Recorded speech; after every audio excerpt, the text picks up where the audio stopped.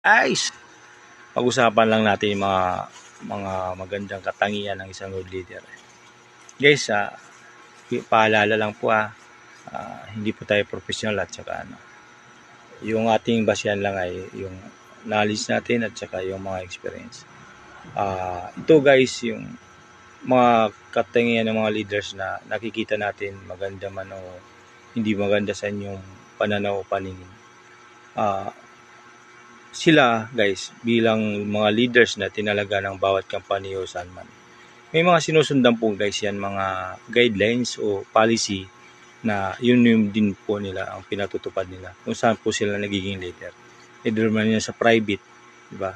Sa private, mayroon yun policy ang bawat agency o company na dapat sundin po ng isang leaders na ipatupad, ipagawa sa lahat ng kanyang nasasakupan. Kasi kung hindi po niya magagawa yun, siya din po ang babalikan ng kanilang human resources department. Hirap yan.